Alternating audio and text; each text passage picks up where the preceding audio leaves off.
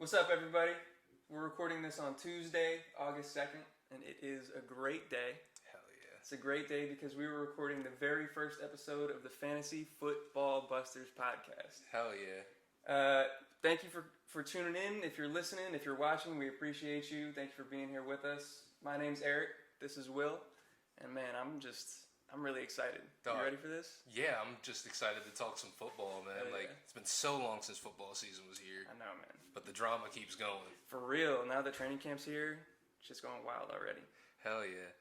Especially after yesterday, because something very special happened yesterday. Yeah, you could call it that. Dog, it's special. Even calling it special feels kind of gross, doesn't it? Everything about it is gross. We're talking about the Deshaun Watson news, suspended for 6 games. I think we both agree this is a slap on the wrist. This seems not enough. It's ridiculous. Especially, like, have you seen all the comparisons to other, like, suspensions people have had? Did you see the Terrell Pryor one? I didn't see the Terrell one. So, when Terrell Pryor first entered the league, right, he was at Ohio State. Right. He got suspended for 5 games in the NFL. Do you know what he did? Prior to getting to the NFL? Or Like, when he first got there. No, Because what this did he was, do? like, a topic of discussion. He got free tattoos in college. So, they suspended him for 5 games. Yeah. Oh, my God. Bro. So this is 6 games for Deshaun Watson. And this is something I've said before that like concerns me about this is that, you know, there's 24 allegations. At first people were like, oh, well, this is just popping up because he wants to leave the Texans. People are lying, this and that. Yeah. And like 24 people though? The thing is, it's more than that. Yeah, it's more than that. I've heard 30, like upwards of 30. And I I've know... heard there was like 60 masseuses he was in contact That's the thing, with. yeah. So people that were accusing him upwards of 30, but it was, I think, 66 different female masseuses over 17 months, bro. Sicko. Like, what is wrong with you? Sicko. Crazy. It's an absolute sicko. But 6 games.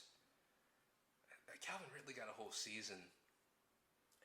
We're not even betting on his own. I'm sure team. he's gonna appeal that now. He's probably gonna sue. Yeah. Because I think, what was it? It was a Cordero Patterson yesterday. I was tweeting, "Free my dog." Yeah. That's just not fair to him at all. Not at all. Like they're telling us that he is 3 times worse. Yeah. Than Deshaun for Watson. losing $1,500 betting on his own team in a game he's not playing in. Like, right. Come on, man. And betting for his team, not even like against them. Exactly. If he was betting against, I could see that. It's like, all right, he's being kind of an asshole. Right. But no, he didn't do that. It's crazy to me. All right, so we started off hot with the Deshaun Watson news. We're going to go through, as a divisional episode, the AFC East and the AFC West. But first, we're going to run through the rest of the relevant news that we've gotten in the last couple weeks. We got the Kyler signing, the massive Kyler deal, 5 years, $230.5 million, $160 million guaranteed. What are your thoughts? Not a huge fan of it. I like Kyler Murray, the talent.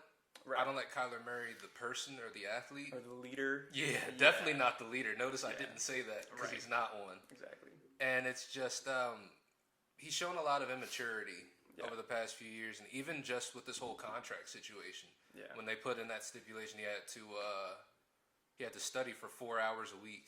Yeah. Which it should be a no-brainer when you're in the NFL. But the fact that they felt the need to put that means it has been an issue. And you saw they did pull that, right? Yeah, they pulled it because social media and everybody started bullying him. Yeah. And Kyler Murray commented and said, well, this is just disrespectful. That press conference, dude, that was another reason why you could say he's immature. You just got to come out and be like, I was already studying, so I'm not worried about that. I signed the contract to play ball. Like, let's get it. Right. It's a simple move. It's, like you said, it's just, I already do that. They just something they had to put in there just to make sure I'm staying on my P's and Q's. Which is fine with me. You already know I'm on my P's and Q's, so what's the issue? Yeah. But obviously that shit stung, because I guess he was used to playing Fortnite while he was watching. Yeah. So I agree with you.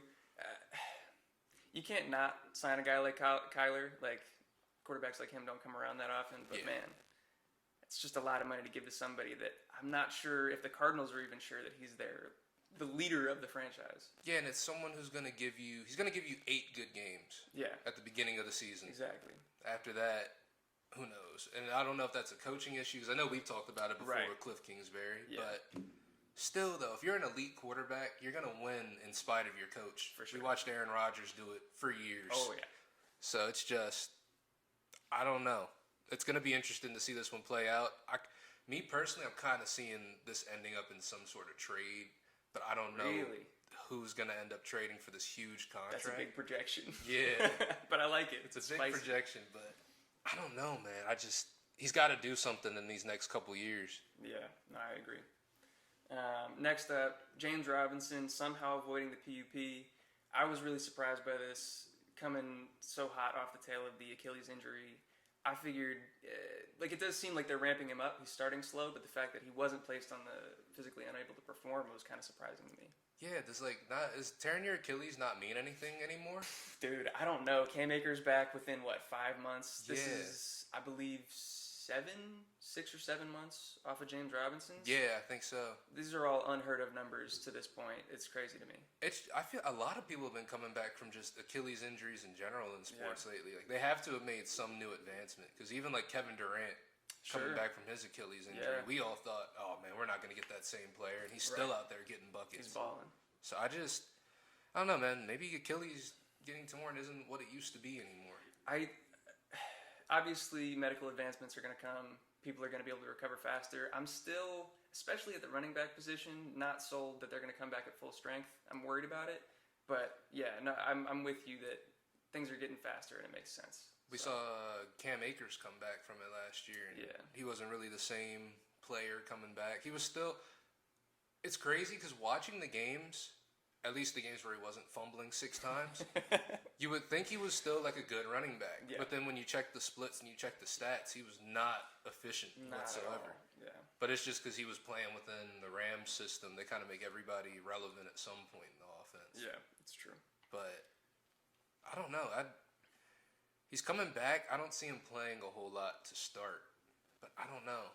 James Robinson, you mean? Yeah, because I see Travis Etienne kind of taking that step up. Yeah, so I agree with you. I'm high on him this year. They might use this injury as a fact, hey, bro, we're going to ramp you down, let you recover, let the young guy take over a little bit. Yeah, no, I agree with you. And then we'll run through some of this other stuff. The Bucs signed Julio Jones. They also signed Kyle Rudolph. Other Bucs news, Chris Godwin also avoids the PUP.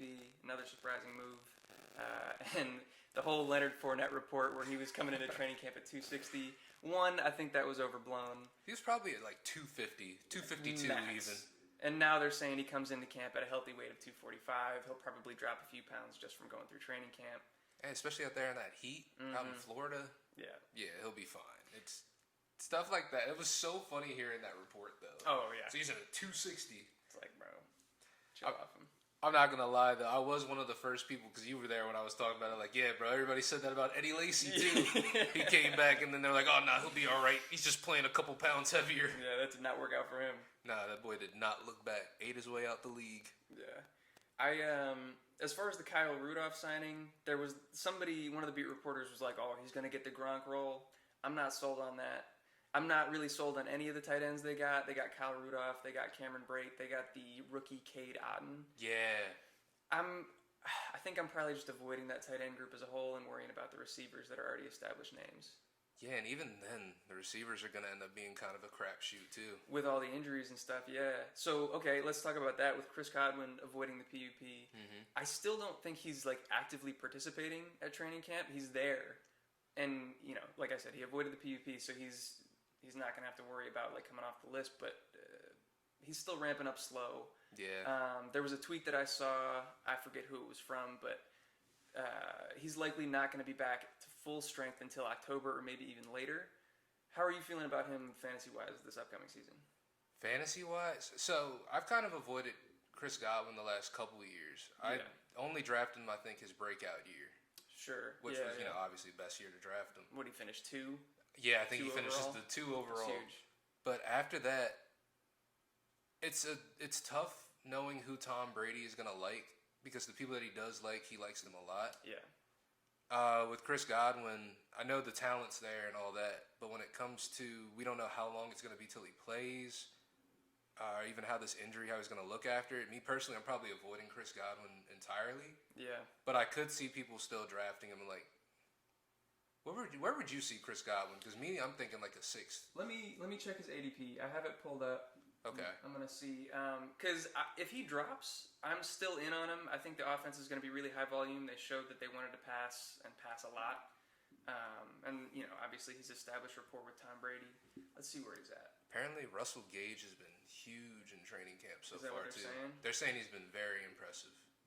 True. But they also haven't been in pads yet. So yeah, that does make a difference. Yeah. I'm honestly not even seeing him yet. Hold on. Can I search him out? It's been a minute. If he's that low that I'm not seeing him on the initial scroll, then I'll probably buy in. Here he is. Okay. So he's going on average as like the 25th receiver off the board. 25th receiver off the board. Okay.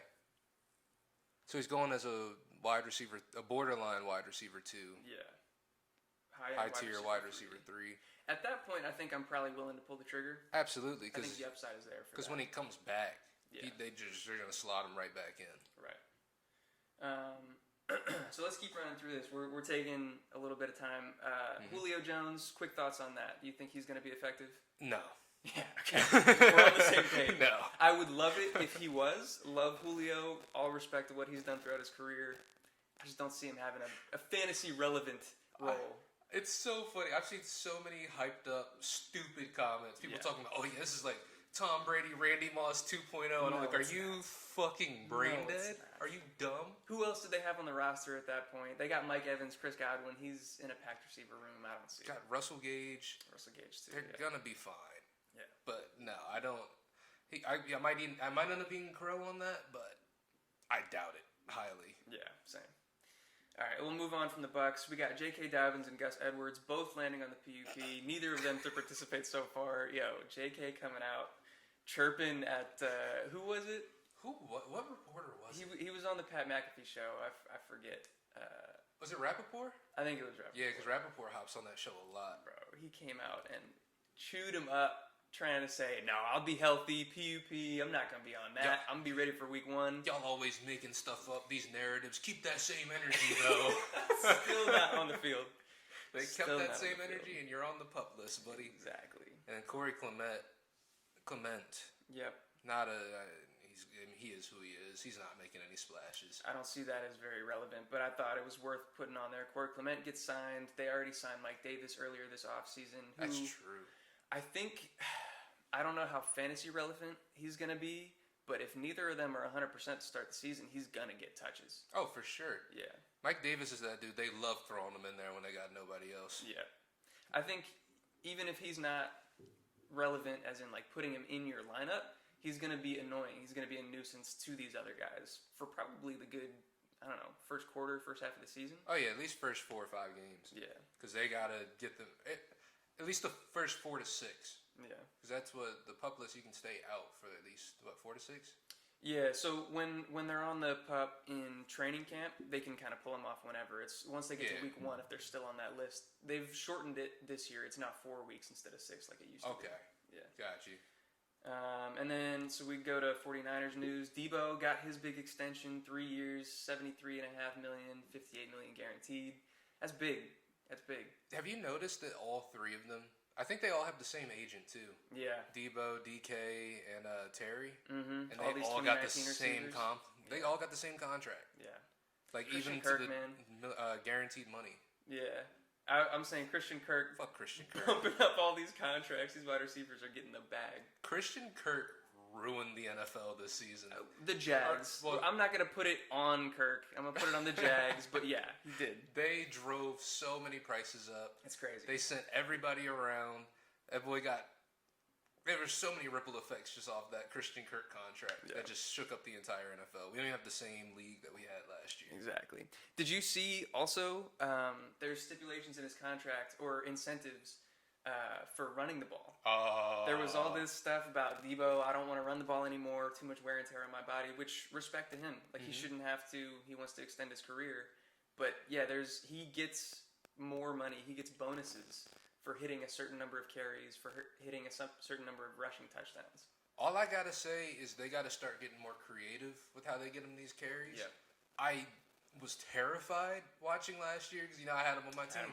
I was terrified watching him line up in the backfield as a running back. I'm like, no, that's not what he's like. I get he's a tough guy. He's a football player. He's a baller. Yeah. But he's not exactly built for that. Right. So watching him take some of those hits, especially when he got caught in the backfield and people were ganging up on him, he's getting hit by 3 people. Like, he's not made for that. Right. Like, even DK Metcalf, I'm not throwing him back there running back. You know, he could probably do it. He could probably handle it. He could probably handle it. Yeah. But I'm just, it's not conducive for your star player to be receiving and running the ball as often as he was last year. Right. And that was why he was like, yeah, I'm not doing that again. Yeah. But at least he's got his money now, so. For sure. Other 49ers news, Kyle Shanahan quoted as saying, "We have moved on to Trey." What do you think about Trey Lance? Oh, what do I think about him? So what I was going to say is I'm not surprised. Jimmy was on his way out. There were people trying to say, oh, he's still going to start this year. I didn't see that happening. What do I actually think of Trey Lance? I just don't think that Jimmy is that high of a bar. Right? Like, true. I don't think he's that good. He doesn't have to do too much to match up to Jimmy Garoppolo. For fantasy purposes, they're going to be more run heavy. Trey Lance obviously can use his legs, get outside the pocket. They're going to design stuff for him, so there might not be as many attempts, passing attempts. So I guess that could kind of hurt the receiving weapons and stuff like that. But I just don't think it's that high of a bar to be better than Jimmy. I think he'll be just fine. Does having Trey Lance start, does that change your outlook on any other receivers for the 49ers? I mean, yes, it gives me a little bit of pause when we're talking about Debo and Ayuk and stuff like that, but not by that much. The only thing that I worry about, right, is that with the Shanahan offense, it's all about the quarterback playing within structure. And I could talk all the crap I want to about Jimmy, but that's his MO. He's a game manager. He plays within structure. He's going to do what he's told, whether he does it well or not. Trey's an improviser. He's got the ability to improvise. He's got the ability to improvise. He can use his legs. Who knows what he's going to be like? We've only seen him for a year in college, and he hasn't played so far in the NFL. We've got, 2 games? Yeah, we got 2 games that were okay. Yeah. At best. So I'm a little nervous. Me personally, it kind of bumps up Ayuk for me. Bumps up Ayuk? Yeah. Okay. I think any game, I didn't really check the stats. I should have before we started here. But I do remember because I had Ayuk and I had Debo on my team. Right. And Ayuk definitely got a bump up every time Trey Lance played. Really? Okay. Yeah. Like, he actually got more involved because there was a point Jimmy wasn't throwing Ayuk the ball at all. Yeah. He would get 2-3 targets a game. He definitely came on later on in the season, it seemed like. Mm-hmm. Yeah. For Ayuk, that makes sense from your perspective. I wasn't totally aware of that connection with them, but with Debo, I'm just not worried because he's their number one. He's their playmaker. They're going to dial up plays to get him the ball regardless. Oh, yeah. And they're going to make it easy throws. He's the slant, dig, and screen guy. Yeah, he's the get on the ball, he'll make something happen. So I don't think Trey Lance is going to have any issue with that. I'm not bumping Debo down at all for that. Chris Carson retires due to neck injury. Thank God. Good for him. Yeah. I would have been scared for him getting back out there on the field. Yeah, especially after they were talking about all that season. He had inflammations, neck swollen, all that. And they're like, oh, but we're still working to get him back. And it's like, shut him down. Shut him down. It's okay. Yeah. But, yeah, I hate seeing players like that just kind of drive themselves into the ground. Right. He was such a good player. He was fun to watch. It sucks that his career has to end this early, but I think it's probably the best decision for him. Especially looking down the road. Come back and coach, you know? Yeah. There's other ways he can still make some money because he was a good running back. Of course, yeah. And then move on to Cardinals news. Marquise Brown placed on the NFI list with a hamstring injury. I put this on here when we started talking about it a week ago. I've already seen that he's supposed to come back within the next week or so. Okay.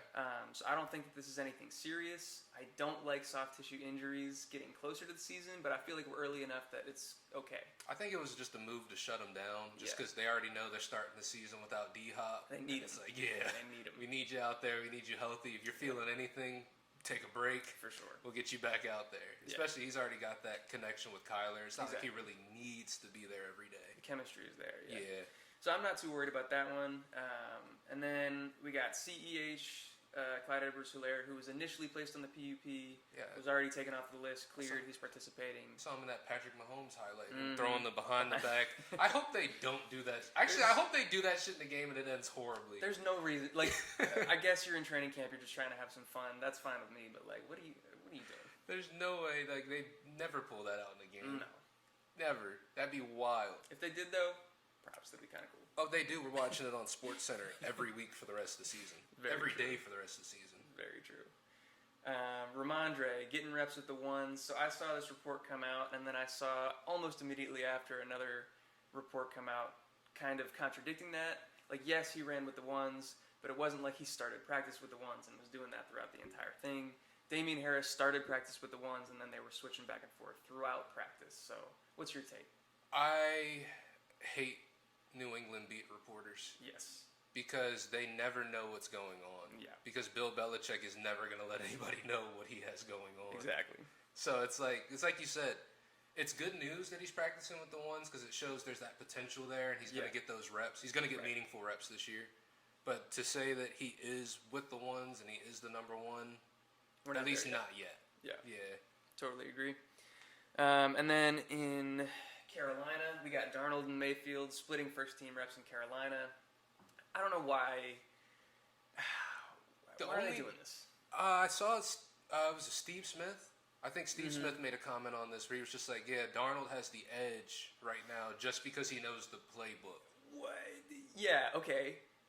But fuck that. You just, after all of what they've gone through at the quarterback position, and this offseason with all the craziness with Baker and Deshaun up in Cleveland, to bring him in and not name him the starter immediately just seems a little crazy to me. Oh, it's absolutely insane. Yeah. If it's me, you already know how I feel about Baker this year. Yeah. I'm naming him number one immediately. Oh, yeah. Actually, no. Actually. Try to put that chip on his shoulder. Yeah, I'm saying you got to earn that third number one spot. maybe that's why they're doing it. Yeah. All right. My bad, I think Matt Rule. You got it. You know what you're doing. That chip on the shoulderism right there. I think that's what it is. He's like, yeah, I got such a big chip developing. Mm-hmm. I think that's what it is. But it makes sense. But we all know who's going to be starting week one, especially against the Browns. I can't wait for him to come out firing, dude. He's putting up. He's like, you ever seen that game where he played Patrick Mahomes in college? Yes, dude. He's putting up those numbers. Yeah. That's what I'm trying to see. That was wild. That's what I'm trying to see. That would be amazing. Yeah. You threw this one on here. Yeah. I hate to think that this is relevant, but reports that Jalen Reagor is battling for a spot. I don't even know what that means. Jalen Reagor is irrelevant. Tell me why you think this matters. I just thought it was hilarious because he's a former first-round pick. Yeah. That they're just like, yeah, bro, fuck this guy. He's battling for a spot. He could get cut. Anybody can get cut. Because when you look at the rest of that receivers room, obviously you got A.J. Brown, you got Devonta Smith up at the top. But then what? Yeah, who else is there that he's battling with? Like, how far has he really fallen as a first-round talent? A long way, apparently. To just be battling it out with people that I can't even name right now. Yeah, that's rough, man. I got to take every opportunity. Eagles fans could have had Justin Jefferson. Oh my God, that Jalen Reagor pick ages worse and worse every year, and it's so crazy because not a single person thought it was a good pick on draft night. Everybody hated it. Everyone said, me personally, I said, who is that? Yeah, that was bad. That was a bad look. Yeah, and he's been having a lot of personal issues and stuff too. That's probably why they're saying he's battling for his spot. Because I think he wasn't with the team a lot last year. Yeah, that's fair. He's taking time off this year because who passed away? It was one of the cornerbacks. One of the cornerbacks for the Cardinals, or is either the Cardinals or the Vikings? You know what I'm talking about? I know what you're talking about. I'm forgetting his name right He now. went to college with him at TCU. Yeah. And he just recently passed away. Jeff Gladney. Yeah, That's Gladney. Yeah. No, I remember that. Yeah. So he's got a lot of personal stuff going on. Which is fair enough. But that made me laugh. So I threw it on the list. No, I like it. And then last things to wrap up the news before we get into the divisional stuff. James Washington and Van Jefferson both dealing with injuries. James Washington definitely seems more serious. Who is he fighting with? One of the cornerbacks landed on his foot. They're already worried that it's going to be similar to, I don't know if they said if it was a Liz Frank. They did say it was a Liz Frank. Yeah. So which is never good news at receiver. That might be season ending if that turns out to be the case. It's either going to be season ending or he's not going to be effective. It's essentially going to be a worse Hollywood Brown from his rookie year. Because he was playing that whole rookie year with the Liz Frank, right? And he had much more time to recover. Yeah. At that point, yeah. So like you said, he was kind of irrelevant before. Yeah. Now he's just even more irrelevant. Yeah. I don't know anybody who's going to pick James Washington, but if you did have him on your list, take him off of it. I wasn't too worried about him to begin with. I was more of a fan of Jalen Tolbert, the rookie. I think he's going to get a lot of snaps, a lot of run with the first team. He's going to have to now because their depth is shot. But, yeah, bad news for James Washington. And then Van Jefferson with a little bit of confusing news. We're not on the up and up with the Rams and what they're saying. I guess he's going to have to get another knee surgery. Yeah, I think from what I had seen, it was just one of those, we got to kind of trim away, got to trim it down some so it'll heal the right way. So they said 4 to 6 weeks on that, I believe. It doesn't seem major, but it might impact the start of the season for him is what I'm hearing. Yeah, which, again, Van Jefferson, probably a late round pick. Because they've got Allen Robinson, they got obviously Cooper Kupp, the God. So it is what it is right there. When he comes back, he is probably going to be effective. I would imagine so. We still don't really know what the injury is. They haven't been super clear about it, so we'll find out more. Yeah, they haven't even said what ligament or what it is he's getting surgery done on. Yeah. They just said a knee surgery. Yeah, so that's probably something we're going to have to wait for more news on. But I think when he does come back, he's going to have to be relevant because they need a third receiver. They pass a lot. They got, Ben Skoranek and Tutu Atwell. Bro, there's no one in the world that pisses me off more than Ben Skoranek last season. There's nothing more. Tell me why. Because, one, I keep thinking he's fucking Cooper Kupp for a half second every time they're throwing the ball. What's he doing? And I was like, oh, my God, catching the ball. Let's go, Kupp. Oh, it's Ben Skoranek. And not even that, bro. Even that, I'm like, all right, cool. He's just, he's doing his thing. Yeah. He would drop so many important passes. Yeah. He had so many bad drops last year. Yeah. And, this isn't about to become a Ben Skoranek segment, but that was just, fuck that guy. Fuck that guy. But not actually. You're probably a great guy. You made it to the NFL. You're a good football player. But fuck that. But fantasy-wise, fuck you. All right. So that's the news. Thank you for sticking with us. We're going on to the AFC East and the AFC West. We'll start with the AFC East and the Bills, the high-powered Bills offense. Bro. We're going to go position by position. We'll start with Josh Allen. So we can break this down. I guess we'll mostly focus on redraft single quarterback just because that's probably the most popular. But we can talk about Superflex Dynasty if you want.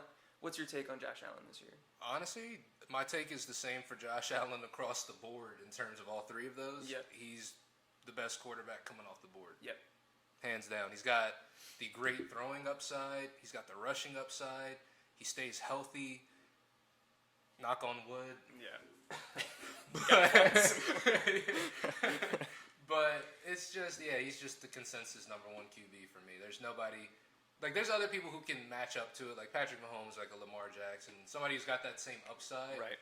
But in terms of the person I think has the highest floor and ceiling combination, it's got to be Josh Allen, 100%. Totally agree. As far as Superflex, he's the 101. In Dynasty, Superflex, he's the 101. Mm-hmm. In redraft, single quarterback leagues, I don't see myself taking him really ever. His ADP... It's too high. It's too high. He's going late second, early third, and that's just... I can't take a quarterback that early in a single quarterback league. No, especially not when you can still get a Kyler Murray in the 5th or 6th. Right. Or just anybody who's still that effective. Because you don't need the number one quarterback in fantasy to win a championship. It's something that helps because they can pop off. But usually if you have a good quarterback, they're all just about going to do the same thing every week. I agree. The positional advantage isn't always there with him, but he's going to give you the boom weeks. And then we move on to their backfield, which is... the backfield is a carousel. It really is. We got Devin Singletary, who did kind of pop off there at the end of last season. He hasn't really shown any long, consistent stretches of fantasy relevance, so there's debate whether or not he's going to be great. They just drafted James Cook with pretty high draft capital, Dalvin Cook's brother. Higher draft capital than Dalvin. Very true, yeah. There were some other situations for why that was the case, but high draft capital. He's on the lighter side. I want to say he's 190. Yeah, he is. He's somewhere around 190 to 195. He's definitely more of a receiving satellite back type. Yeah. So in my opinion, for them, they're both kind of in the same range. I think Devin is going to have the edge to start the season, as the first and second down runner. Mm-hmm. I think James Cook will probably pull away from him in the receiving aspect as the season goes on. If they fall into the 8th and 9th round, I'm not opposed to pulling the trigger on them, especially, if you need the depth at running back or whatever. You didn't end up with great running backs at the top of the draft. Oh, yeah. Bills running backs are great flyers. Yeah. Except for Zach Moss. I saw a report coming out saying, he's going to have a role in the offense. No, he's not. No, he's not. They always say that every year. They're like, Zach Moss, he's going to be our goal line back. He's going to be our bruiser, our pounding ground. And he's just never that. Yeah. Like, they'll play him for a couple goal line touches, he'll fumble, and then he gets benched for 6 weeks. Yep. So it's just... He's already fooled me twice, 2 seasons in a row. I thought he was going to be relevant. It's just not happening for him. Yeah. Then we move on to the wide receiver group. Stephon Diggs, he's a stud, obviously. I see him in that upper echelon of receivers. I think Justin Jefferson and Cooper Kupp are kind of in a tier of their own as far as first-round talents. And in terms of just usage overall. Yeah. For sure. But Stephon Diggs, I think, is right in that next tier. Last year, people kind of thought that it was a down year for him, but statistically, it really wasn't. It just wasn't that crazy boom year that he had the year before. So he still finishes with wide receiver 7, wide receiver 6? I don't have the numbers. I can look it up. But he still finished really high. And I think people just saw the difference between the year before and this year and thought that it was a down year. I think really it was more so just touchdown luck. He didn't get in the end zone as often as he did the year before. So I see him as a high-end wide receiver talent. Would you take him in the first round, or is he more of a second-round guy for you? I would take him late half of the first round. Yeah. Yeah, I'd be confident in that pick. I've been watching Stephon Diggs play since high school. Very true. Got the opportunity to actually play against him. That's so wild. So yeah, he's the truth. Yeah. He's one of those guys, especially seeing in high school. Mm-hmm. It's one of the reasons why I stopped playing football.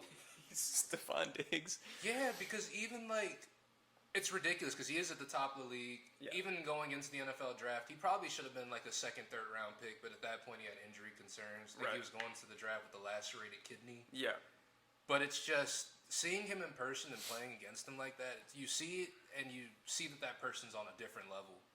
That was my day I got to really see what an NFL talent looks like. Yeah. And I was like, unless I work a lot harder, I'm not going to get there. So let me go ahead and stop. Let me start watching more, and let me start that's how we're getting right more now. into that. That's why we're here. So I love that. But yeah, you were right. Stephon Diggs still finished as the 7th receiver overall last year in half PPR. 165 targets, just a target monster. Over 100 receptions, over 1,200 yards, still 10 touchdowns. The guy's a stud. He's a monster. I have no problem. For me, I typically lean towards running back early, so I don't see myself getting a lot of Stephon Diggs exposure on my teams. But I don't think that he's a bad pick by any means. I would be willing to take him back end of the first round, early part of the second round. Yeah, I definitely agree with that. I just, I got a sour taste in my mouth from drafting wide receivers in the first round. Yeah. So it's probably never going to happen for me again, me personally. But I do see that as a good pick in the first round. I'm not mad at that whatsoever. Right. All right, on to the hot topic. I love this one. Gabe Davis. Gabe Davis, the GOAT? Or the scrub. One of the best playoff wide receivers ever. Of all time. Ever. That performance was wild. I got to give him his props. He balled 4 touchdowns in a huge game. What do you think that means for him coming into this season? I think it means he's going to be completely overrated because it's the last thing people remember. It's the last thing I remember. Yeah. Me personally, I haven't even taken the chance to look at what Gabe Davis's ADP is because I don't want to draft him. It's too high. Yeah. It's too high. I'll try to pull it up. Because I think right now he's been going up, so I think he's somewhere around the 3rd round. Like he's maybe a 3rd or 4th round pick. I don't know if it's going to depend on platform and stuff like that. I'm not sure if I've seen as high as the 3rd round, but definitely like the 4th round area. This is saying he's going off the board as like the 29th receiver? The 29th receiver, so that means he's behind Chris Godwin still. Yeah, he's in the same range as like Allen Robinson, Cortland Sutton, Michael Thomas, Amon-Ra St. Brown. Some of those guys, I guess you could argue like maybe he has the higher upside. I think his floor is really low. That scares me a lot. But guys like Allen Robinson and Cortland Sutton, Absolutely not. Give me those guys 10 times out of 10. Yeah, I'm picking them. Davis. I'm picking them 11 times out of 5 over Gabe Davis. Preach. Because it just makes more sense. They're more proven. They've shown us they can do it. Gabe Davis had the one good game, but he hasn't done anything like that. Actually, no, that second stretch of the season, he was okay. I think he had a couple 100-yard games, but it was. I can't trust it yet. He really wasn't that impressive. I'm going to break out some stats for you, or not even stats, because you've touched on it. He had some boom games, but he had a ton of disappearing acts. Somebody that I would suggest for our audience to go follow is Matt Harmon over at Reception Perception. He does great work on all the receiver charting and stuff like that. Mm-hmm. And so he charts them in their success rate versus different coverage types. Man coverage, zone coverage, and press coverage. Gabe Davis was below the 40th percentile in every single category. 33rd, 27th, and 36th. Oh, so Mans doesn't get open. He's a below average separator in all coverage types, just across the board. He's not that good. Now, do you think he's going to get outperformed by Jamison Crowder? So I think the Bills are going to give him every opportunity to be, the outside complement to Stephon Diggs, but. Mm-hmm. I feel like it's going to be closer than a lot of people think. I got Jamison Crowder doing better than him. Yeah. Just because he's going to slot. Jamison Crowder, to me, and I don't know what your take on this or what you're going to think about this, but he's a better Cole Beasley to me. 100%. Especially as a slot receiver. Yeah. He's going to be fine. I think he's going to eat. Yeah. I don't know that I'm willing to say he's going to do better than Gabe Davis because I just know they're going to give him that opportunity. But I guess if they give it to him and he doesn't show up, then yeah. He's got to do something with it. Exactly. I'm just not sure if he's going to. Yeah. So you mentioned Jamison Crowder. We already kind of went through that. Isaiah McKenzie has also been making some waves in training camp news. As much as I like Isaiah McKenzie and what he's shown, Jamison Crowder's playing the same role, and I think he's better. Yeah. He's not going to get the opportunity unless somebody gets hurt. Yeah. And even then, I don't know how much he's going to do with that opportunity. Right. It's just something, I guess, to keep an eye on, and it's more of a waiver wire situation than anything. I don't know anybody who has Isaiah McKenzie on their draft board. Yeah. But it's, like you said, if he gets the opportunity, maybe. Yeah. But I like Jamison Crowder more. For sure. And then I threw Khalil Shakir on there, their draft pick, as more of a dynasty stash. He's somebody that I like going into the future. Jamison Crowder is a little bit on the older side. Isaiah McKenzie, who knows if he's going to stick with the team. I think he could slot into that slot role in the near future. And then tight end position, they got Dawson Knox, who popped off last year. Super efficient, very touchdown heavy, not very many receptions. Yeah, what's your take? See, he popped off. I had him on a couple teams. He popped off, but it was like if he caught the ball, you were hoping it was either a 60-yard reception or a touchdown because it might be the only time it gets thrown his way. Yeah. Yeah, I don't see in this offense. Like, I think this is the best offense to have that type of player where they're going to have that high touchdown upside. They're going to have so many scoring opportunities. If there's anybody in the league that's going to be able to repeat those type of touchdown numbers, it's probably Dawson Knox. Yeah. But I see touchdown regression coming. I'm not super confident that he's going to be able to repeat it. He's a guy that I'm willing to take shots on late if you don't take a tight end early in your drafts, but yeah, I'm not super confident. And even O.J. Howard being there at the team, too, kind of is going to take away from that, like, a lot. I wonder how much opportunity they're really going to give him, but he's still talented. I don't think that O.J. Howard is washed. So, yeah, I think it could eat into Dawson Knox's targets. To say, depending on how they play this, because they're the favorites going into the season. Yeah. If they want to keep everybody as fresh as they can, they're going to play O.J. Howard a good bit, and it's going to divide things up a lot. Yeah. But if they're just, we're going balls to the walls, trying to just get as many wins as we can, yeah, it'll be probably Dawson Knox heavy, but yeah. It depends on how high they value O.J. Howard. I haven't heard anything about him in training camp. I haven't either. So I imagine it's not very much. Probably not, yeah. All right, so we got through the Bills. We're on to the Dolphins. This one's interesting. The Dolphins, this is going to be my favorite team in Madden. I like that. That's a good take. So we got all sorts of weapons coming onto the team. We got the new coach, Mike McDaniel, coming in. Yeah, biracial.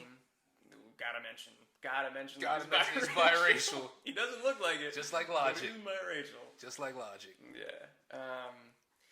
So we'll start with the quarterback. Obviously, I want to get into these weapons because I think they're more important. But they can only be important if Tua is able to distribute them the ball. What's your take on him this year, just from a football perspective and then from a fantasy perspective? From a football perspective, Tua has seemed a lot like a game manager. He's starting to just kind of shape out that way. Yeah. So in terms of him being a game manager, he's not really the guy who's going to push the ball down the field. So team-wise, he's not bad. Yeah. Especially with all these high-powered weapons, it's kind of one of those situations where if you do get the ball to one of these people, they can make something happen. They got at least 4 people on this roster that can do that. Yeah. I don't want to cut you off, but to your point, I think he's just like a juiced-up Jimmy G. Absolutely. Like, I think he fits what Mike McDaniel is bringing over from San Francisco. He's better. He's better than Jimmy G. Yeah. But that's not really Same saying mold. much. Same mold. Yeah. Yeah. Especially in that game manager role. So from a fantasy perspective, I'm not high on Tua.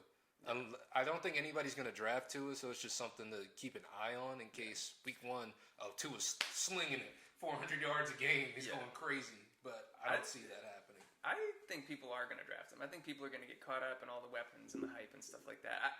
Whether it's warranted or not, we can make that argument. I don't have him high in my quarterback rankings, but somebody's going to take a shot. What about Superflex? In Superflex, I think he's probably going to be a fairly consistent QB2. Mm-hmm. I wouldn't mind having him on my team. I don't see the upside. Like, I mean, I guess when you're throwing to these kind of weapons, you know, the sky's the limit, but like you said, I think it's going to be a lot of stuff that's close to the line of scrimmage, and he's going to be relying on Yak. So I don't know. A fine QB2 for Superflex, but I'm not high on him. Yeah, I wouldn't want him as my starting quarterback. No. In fantasy whatsoever, especially if you only have one. Yeah. That's a ridiculous move. Yeah, totally agree.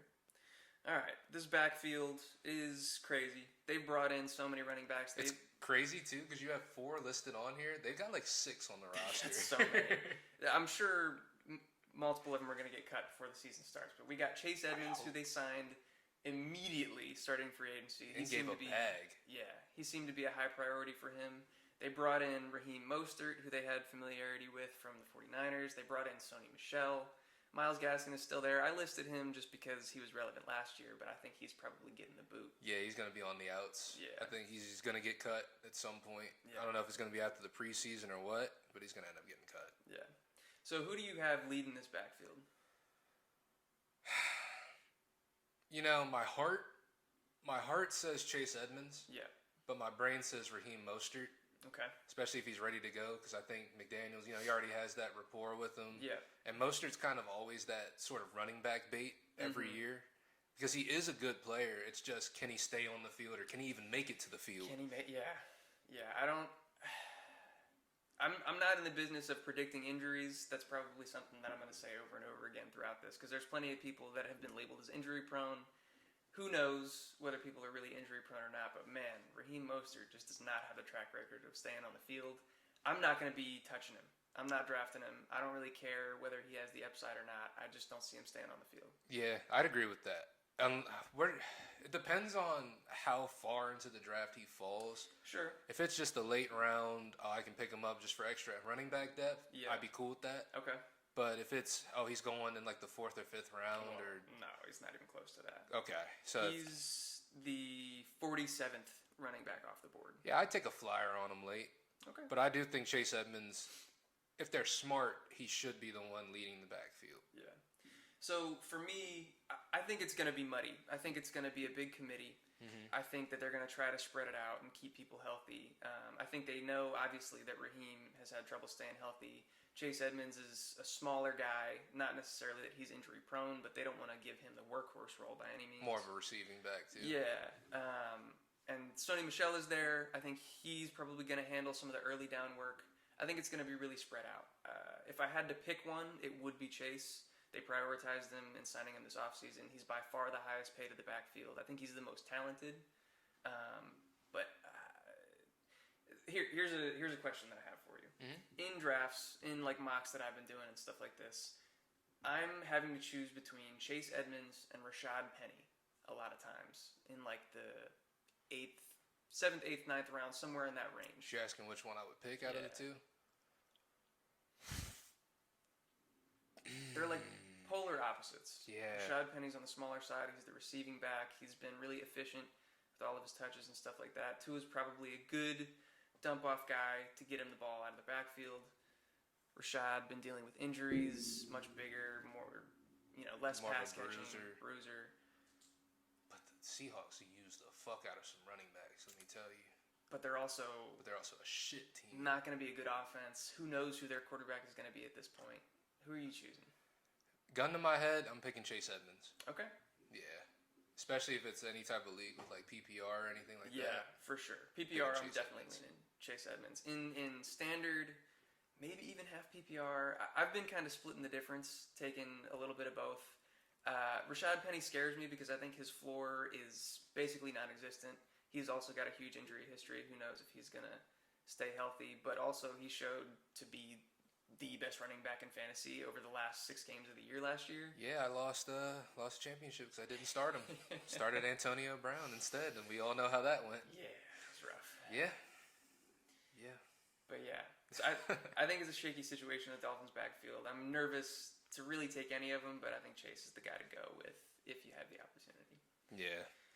And then we get into their wide receiver core. The electric part of the offense. Tyreek Hill, the Cheetah, Jalen Waddle. They brought in a bunch of other ancillary pieces, and Cedric Wilson, Trent Sherfield, guys like that. I don't see them being very relevant. I think it's going to be top-heavy with Tyreek and Jalen. Absolutely. I think Cedric Wilson is going to get worked in a lot, though. That's probably true. I can see that. But Trent Sherfield, probably not. No, I don't see it. He was on the 49ers last year. Well. Yeah. So I guess my question is... obviously, Tyreek Hill and Jalen Waddle are extremely talented. They both have proven in Jalen's short career and in Tyreek's longer career that they've been super fantasy relevant. Mm-hmm. Do you think that Tua can support 2 top 12, top 14 fantasy options? Because right now that's kind of where they're being drafted. See, that's the issue because Jalen Waddle caught a lot of his passes. There were a lot of short passes, a lot of slants, a lot of drags, a lot of out routes. So I think he was averaging like 10 yards, less than 10 yards per catch. It was like 9.8 or something like really that. Low. And Tyreek, he's one of those guys getting the ball anywhere. He's going to make something happen with it.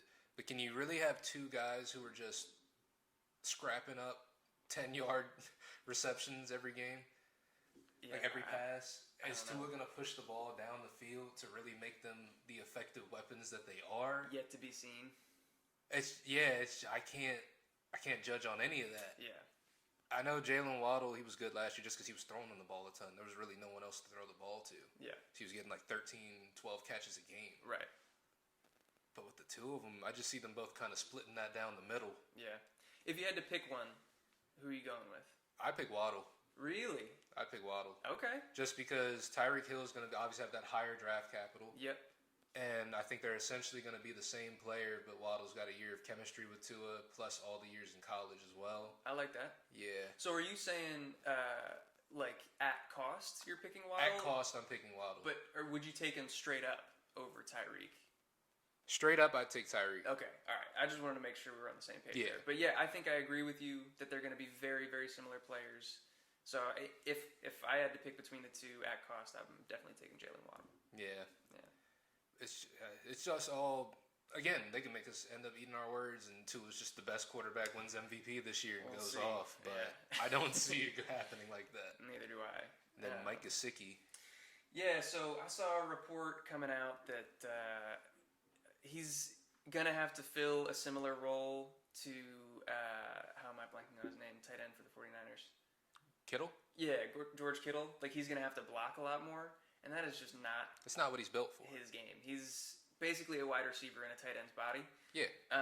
And so, the report that I saw was from a beat reporter saying that he's been asked to block more. His opportunities in the passing game have been more limited than in past years.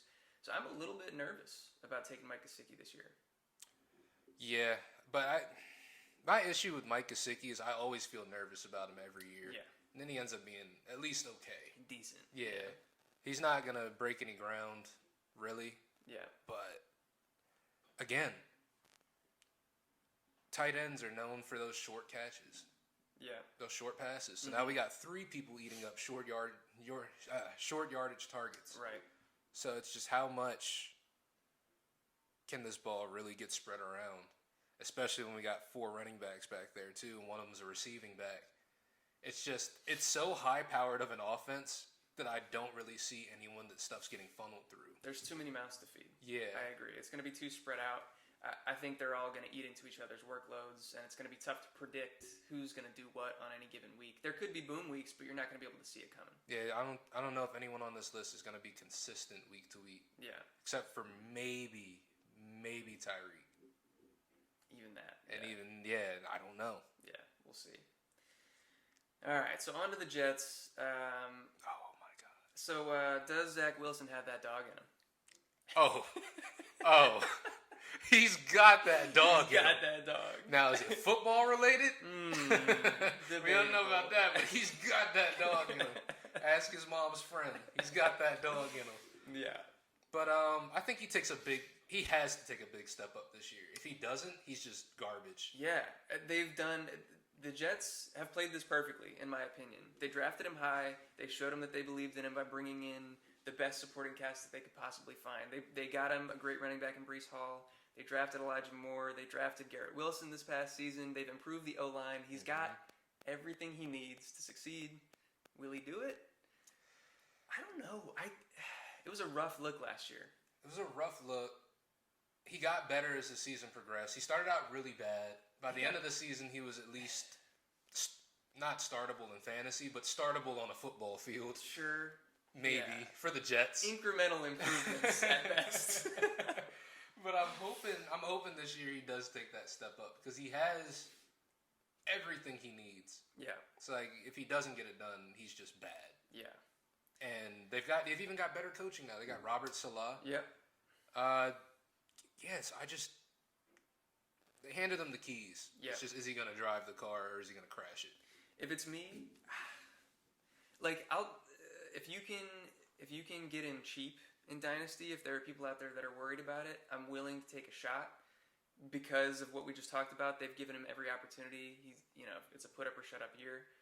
But man, I'm not touching him in redraft, and I'm definitely worried about their offensive weapons from a redraft perspective because Zach Wilson is leading the way. Yeah, it's going to hurt a lot of their ceilings if he's bad. Yeah. That's going to hurt their floors, too. We got 2 relatively inexperienced wide receivers. Like Elijah Moore's got a year under his belt, but it's a year with the Jets. He looks really good, too. Yeah. Really good. And he just needs that opportunity. He needs somebody that can actually get him those looks. Right. Garrett Wilson's going to be decent. Corey Davis had a surprisingly good year last year. Yeah. Kind of had a resurgence. So, for me, Elijah Moore of the receivers is probably the guy to target if you're going to go there. I think that he had just a phenomenal campaign. Even though it was short-lived because of the injury, he really broke out and looked fantastic. Another Matt Harmon reception perception standout in his metrics. He did fantastic against man, press, zone, all of it. He looked fantastic. But another thing to keep in mind is that he had most of those games without Zach Wilson as his quarterback. Yeah, that boy Mike White. Yeah, Mike White, Joe Flacco. Mike White might be the best quarterback on the Jets right now. I don't know if I'm willing to go that far. I think Mike White thinks he's the best quarterback. I got Mike White on my dynasty team. Do you still? I think so. That's funny. I gotta go and check. I gotta let that motherfucker go. Yeah, you gonna extend him? Probably not. Dog, I should. It's the truth. But yeah, from the running back perspective, though, I think that Breece Hall is going to be very, very relevant. I think that he has a fantastic prospect profile. I think, like I said, with the O-line improvements, I think that they're going to give him the keys to the offense. Michael Carter's still going to be involved, but more of as like a change of pace third down back. Breece Hall is going to have the opportunity. Didn't they come out wasn't there a report that was saying and I might be just talking out my ass, it might be something I just dreamed up, but I feel like I saw a report that was saying Breece Hall is going to be Batman and Michael Carter's going to be Robin. I don't know if I saw that, but I believe it. Yeah, I think he's going to get the lion's share of the workload, and I think he's talented enough to really turn that into something significant from a fantasy perspective.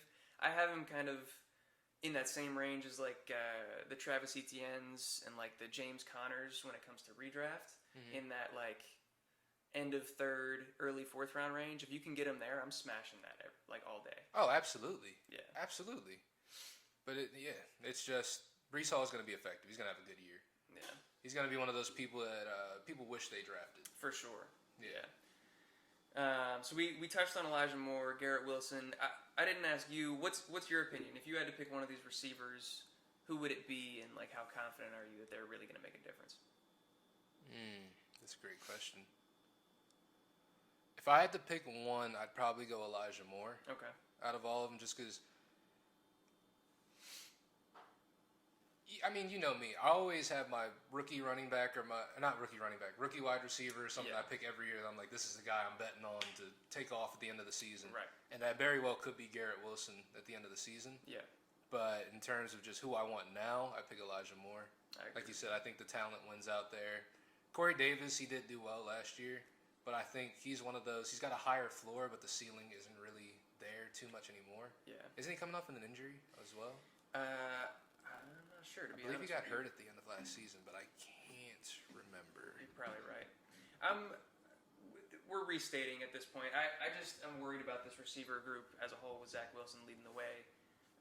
We can get into the tight ends too. They brought in Tyler Conklin and CJ Uzama, two new additions to the team that I think both are fairly talented, but they're already having to spread the ball out between all of their receivers, and I don't think Zach Wilson can support that many high-end fantasy options. So I don't think they're that relevant. It was a groin strain at the end of the season. Groin strain, which doesn't mean shit anymore. Yeah, he'll be fine. Yeah, he'll be all right. Yeah. So overall, Breece Hall smash that at ADP right now. Absolutely. I love where he's going, but there's skill positions at the wide receiver and tight end I'm worried about him. Yeah, Tyler Conklin is a frustrating tight end. CJ Uzama, something like that. Whatever the hell his name is. They're both very frustrating options at tight end, so that's just, I'm not touching either of them whatsoever. So it's a weird team. But I'm weirdly excited for the Jets. I was looking at their roster the other day, and I was like, if they were in any other division besides this one, it could be interesting. Yeah. It could be interesting. But not in this division. Yeah. At least not right now. Yeah. So we'll move on to the Patriots. Another, you could say, frustrating situation. Mm-hmm. You never really know what's going on with Bill Belichick at the frustrating. helm. Yeah. Mac Jones, so... I wanted to touch on this. I think the narrative against non-rushing quarterbacks in fantasy has probably gone a little bit too far. People are only taking rushing quarterbacks, which makes sense. Gives you a higher floor, more consistency, but higher risk of injury as well. That too. Not even that I'm worried about that. I if you look at last year's quarterback rankings. Here, let me pull it up real quick. Okay. Quarterback 2021. So Josh Allen. Jalen Hurts all the way down at 9, Kyler Murray at 10. Most of the other guys aren't really even rushers, like Justin Herbert, Tom Brady, Patrick Mahomes. They're people that run if they have to. Yeah. Not a dual threat quarterback, though. Yeah. So obviously you want that rushing upside. That's going to take you, through the roof. That's going to be your high-end QB1 seasons that you've had with Josh Allen, that you've had with Lamar Jackson. But I think these guys are totally capable of putting up high-end fantasy seasons without the rushing floor. Even Josh Allen now, I don't really think of him too much as a rushing quarterback. I think of him as a pocket passer with rushing upside. I mean, that's fair. Because he has changed his game a lot. To put the respect on his passing ability, that I understand. But, I mean, he gets a ton of rushing work. Oh, he does. It's because he knows he's good at it, too, and he's huge. Yeah. So, I bring that up as more of an aside. Mac Jones, I'm still... in one quarterback leagues, I'm not really touching him. Nope. I don't see him as being relevant enough. I don't think that their passing volume is going to be high enough. His attempt number is going to be too low, which is kind of along the same lines. The Bradys and the Staffords that were able to be fantasy relevant without rushing had 700 attempts, and Mac Jones barely had 500 last year. I don't see that going up too much. They're going to be a run-heavy team, so... outside of Superflex and Dynasty, I'm not really worried about Mac Jones. Okay. I mean, I feel the same way, pretty much. He's just... me personally, I don't like anybody from the Patriots. It's a tough offense to project with any sort of ceiling. I agree with you. Yeah. It's really going to be spread out. We can get into the running back core, Damian Harris, Ramondre Stevenson. They got a lot of other backs on the depth chart, but those are the two relevant ones. Yeah, and the pick here is like neither of them are a bad pick. Yeah. You know? Both are going to be good. It's just when do you want the production? Right. Because it's like you're going to get that Damian Harris production early on in the season. He's going to be solid. He may even be able to carry that on into just about the later halves of the season too. It depends on health and stuff we can't really judge on. But Ramondre Stevenson is more of the long-term play, especially if you want that second half of the season. Plus, he just does everything. Damian Harris is primarily just a runner. Yeah. Whereas Ramondre Stevenson does it all. He's got the receiving upside with him as well. Yeah. Yeah. So it's just a matter of what part of the season do you want a running back for? What can you afford? So at cost, if we're looking at ADP, I'm taking Ramondre Stevenson over Damian Harris every single time. Every time. I think his upside is way higher. Like you said, he's got the receiving capabilities. He showed out on the ground as well. He was really efficient with all of his touches. I wonder how much Damian Harris is going to get just from like a loyalty factor. He's been their guy or whatever. He's earned this role in the offense. But I'm worried about regression for him. He had 15 rushing touchdowns last year, which is just astronomical. That's crazy. Yeah. I don't see him hitting that number again. I don't even know. Do you see this offense taking a step forward, or do you think that they're going to be around the same place that they were last year? Mac Jones is probably going to take a step up. Mac Jones is going to take a step up. The receiving core is the same, essentially. Questionable at best, yeah. Plus Devontae Parker. Yeah. Who doesn't mean shit to me. Yeah. So it's just... The reason I bring that up is, like, are they going to be in more scoring positions, have more opportunities for those red zone carries? I don't know. It's probably negligible. It's probably not a big enough difference to project these guys to score a bunch again.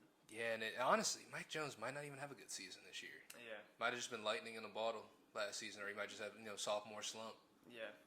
But yes, I don't love Damian Harris at ADP. I think, with the reports that we talked about at the top of the show, Ramondre Stevenson's starting to eat into those first team carries. I think it's going to be a committee early. Maybe Ramondre emerges. Maybe they keep it that way. I think they're both going to be kind of sabotaging each other from a fantasy perspective. Yeah, I agree that it's just going to cannibalize. It's kind of what always happens with the Patriots, unless there's one super standout player. Yeah. And I'm just not seeing that from any of their skill players at all. Agree. We talked about the questionable wide receiver core. Devontae Parker probably leading the way from all of the reports that I've seen out of training camp, which is always where he shows out when he's in shorts. Yeah, bro is the best receiver in no pads. Yeah. You see where that it's crazy to think that he was a first-round pick. It is kind of wild. The only thing I know Devontae Parker for, me personally, is just arguing with Michael Thomas on Instagram. That's the only thing I know it for. That is his claim to fame for me, and it is. Yeah. And it's literally just Michael Thomas saying, "What was Michael Thomas, a 5th round pick, 3rd round pick? I think it's third. 3rd round pick. Yeah. Tyreek was a 5th round pick that Yes. year. Yeah. Yeah, Michael Thomas. He's like, I was a 3rd round pick. What are you doing, 1st round pick? Yeah. Which one?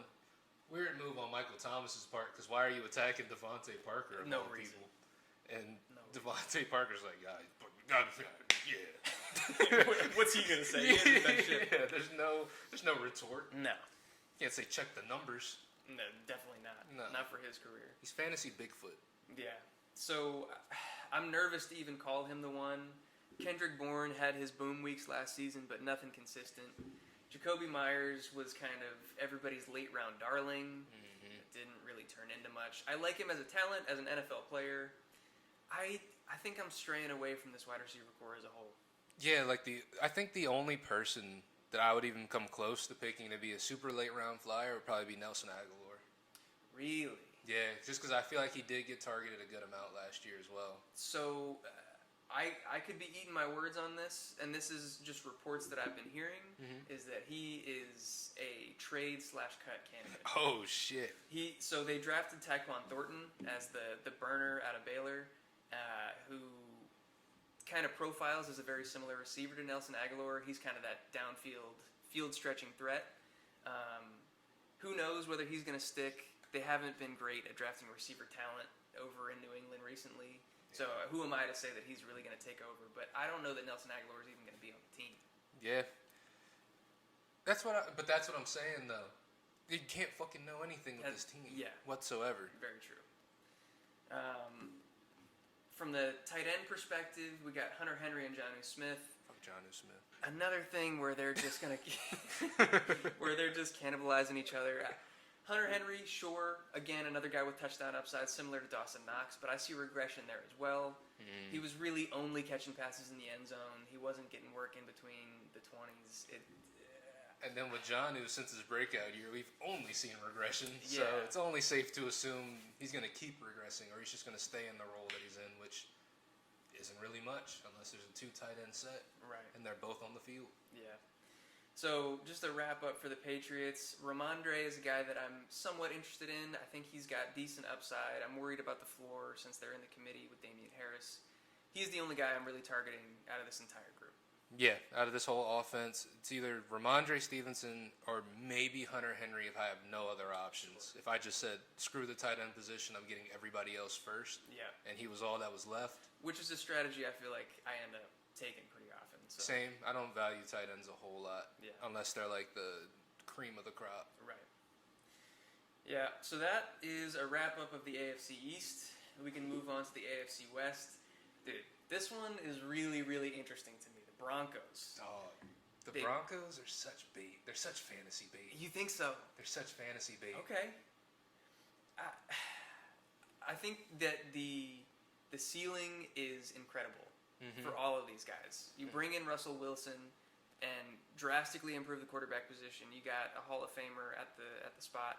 You got Javonte Williams and Melvin Gordon at the running back position. Cortland Sutton, Jerry Jeudy, Tim Patrick, KJ Hamler.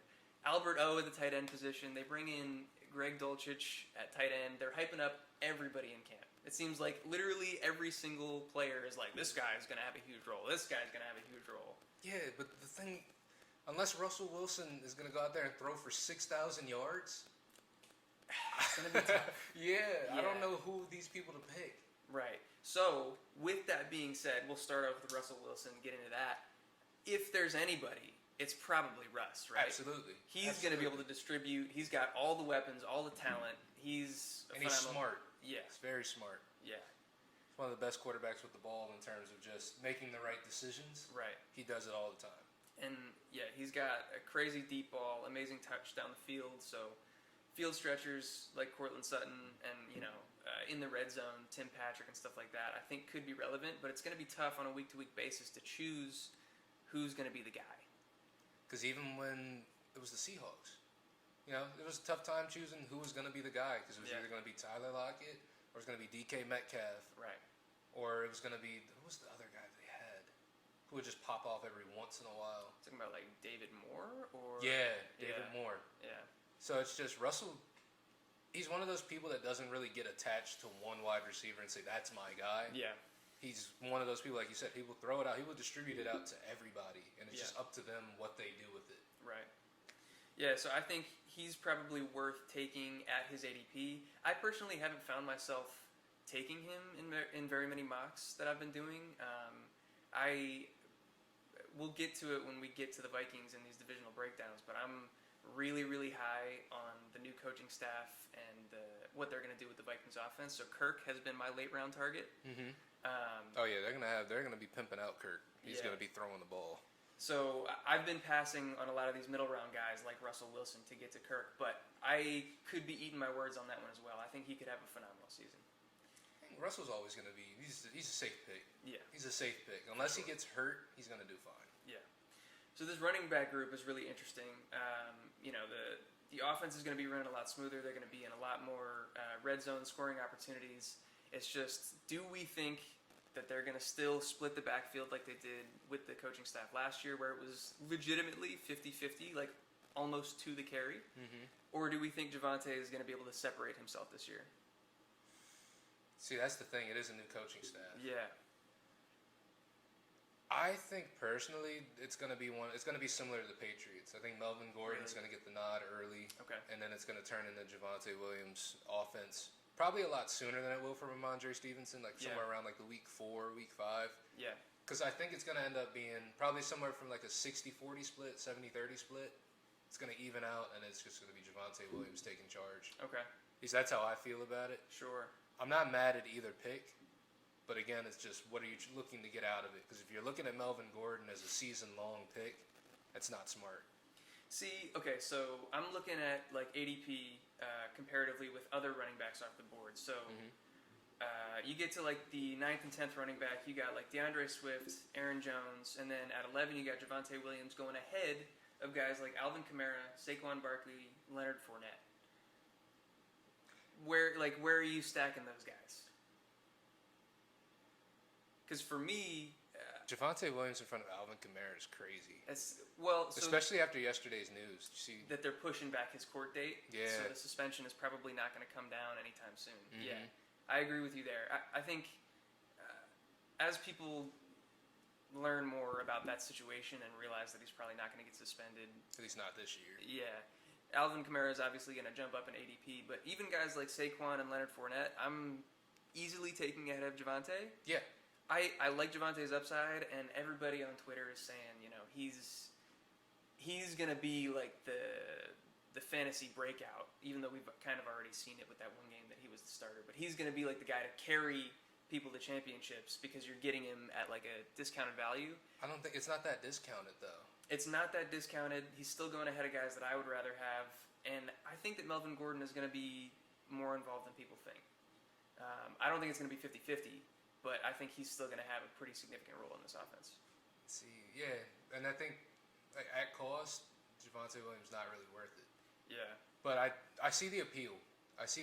But every year for me in fantasy is always looking for that guy, that middle round, late round guy who's going to pop off. Right. And just taking someone who might pop off at a high ADP doesn't really make sense. Yeah. To me, at least. Like. Very boom or bust. He is very boom or bust, and this is probably the guy out of almost anybody that we're going to talk about that I could be eating my words on the most. I don't think he's going to finish the year where he's being drafted. He's either going to take off and be in that top 5 upper echelon of running backs, or he's going to, finish lower than where he's being drafted because he's still in that committee. You think still top 20 though? Oh yeah. I don't think top 20 is. It's not that hard to attain. Yeah. Top 15. Maybe that's where like the cutoff is for his floor. Okay. Yeah, in my opinion. No, I think that's fair. That's a fair assessment because it's just I'm a big fan of picking people who have shown me already. Yeah. So it's just we don't know for sure what this offense is going to even look like. Yeah. So to pick a second-year running back as a top 10 pick, we have no idea what the offense is going to look like, and we have other options that are better who are going after him. Yeah. It's just not it for me. Yeah, I totally agree with your sentiment. One thing I want to touch on there is like you like to draft players that you've seen it from, and I think we're on the same page here. That's where you get your discounts. Yeah. Because people love to say, well, I haven't seen it yet. You got to see him prove it on an NFL field. Guys like Travis Etienne, guys like Breece Hall that we haven't seen it from, that's where you're going to get your discounts in ADP. But Javonte Williams is already up high enough. But that's the difference, though, between those two is Breece Hall and Travis Etienne have the opportunity. They have the opportunity, and they're going 2 rounds later almost. Yeah. So, yeah. That's where I'm pulling the trigger. Then their wide receiver core, we already talked about how deep it is. We got Cortland Sutton, Jerry Jeudy, Tim Patrick, KJ Hamler, all sorts of different names. If I had to pick one, I'm going with Sutton. Mm-hmm. For sure. Yeah, I'm not a huge fan of Jeudy just overall. He's going to be very involved. The team likes him. He's going to get his opportunities. I think Tim Patrick is going to be more annoying than people realize. I think he's going to get a lot of red zone looks. He's actually scored more touchdowns than all other Broncos receivers combined over the past 2 years. Yeah, Tim Patrick, mad underrated. Yeah, a lot of people don't know his name, but It's because his name's Tim Patrick. That's true. It's such a forgettable name. So bland. So forgettable. Which isn't his fault, but man, people are really not taking him seriously. You think his first name is Timothy? Timothy Patrick. Yeah, probably. I hope so. I would hate to look this up. And it's just Timotheus. Because you never know with people in the NFL. But yeah, so you agree with me that Cortland Sutton is probably the pick if you had to take one? Absolutely. Yeah. I'd say Cortland Sutton, maybe a late round flyer on like Tim Patrick or just for wide receiver depth. Yeah, I'm with you there. I don't think Jerry Jeudy's worth his ADP. Yep. Yeah. But again, we can end up eating our words here. It's possible. But I doubt it. Yeah.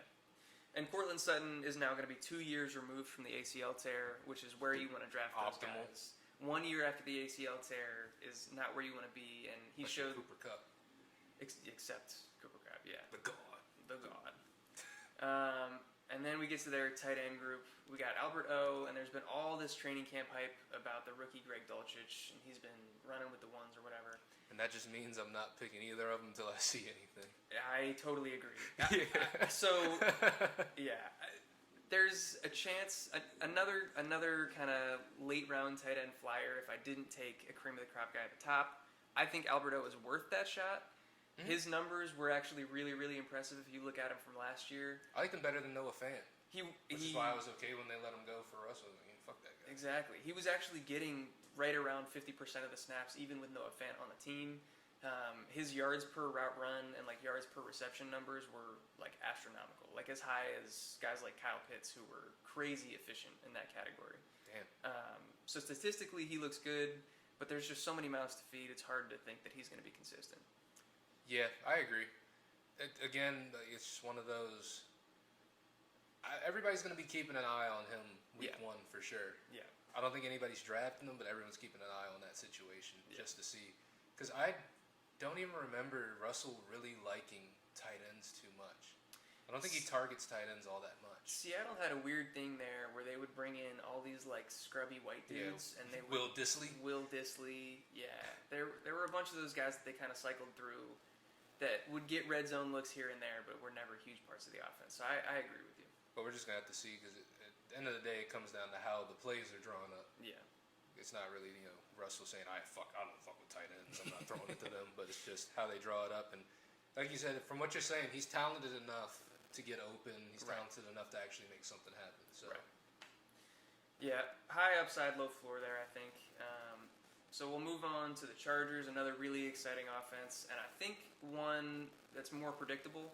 It's more of a funnel. You know who the guys are. Exactly. And so that's what you're looking for. You're looking for high-powered offenses, good quarterbacks, and funnels where you know where the ball is going to go. Yeah. So we'll start off with Justin Herbert at the quarterback position. Jay Herbo. He is just so good. He is making me eat my words for that video that I put out about him, a year ago, 2 years ago now? Yeah. I'm looking rough for that, but he's the god. He's the truth. It was fair, though. It was fair. Everything you said in that video, there was nothing that you said in it that I disagreed with. Right, yeah. Because essentially a lot of what you were saying was he's shown flashes, but he needs to be more consistent. Right. And then this last year he proved he can be consistent. Yeah. So now it's just, is he going to take that even further step up into being just, he is the guy? Which... it's looking like I think he's probably going to do it. I think he's the guy. So I really want pieces of this Chargers offense. As far as Justin Herbert at ADP, he's another guy that I just don't find myself taking very often because I'm not willing to take quarterbacks that high in a one-quarterback league. Mm-hmm. Superflex, pull the trigger all day. Dynasty, obviously, he's close to the 101 at this point, right on the tails of Josh Allen. Absolutely, yeah. But yeah, I just don't see myself taking him with how expensive he is in a one-quarterback league. What do you think about that?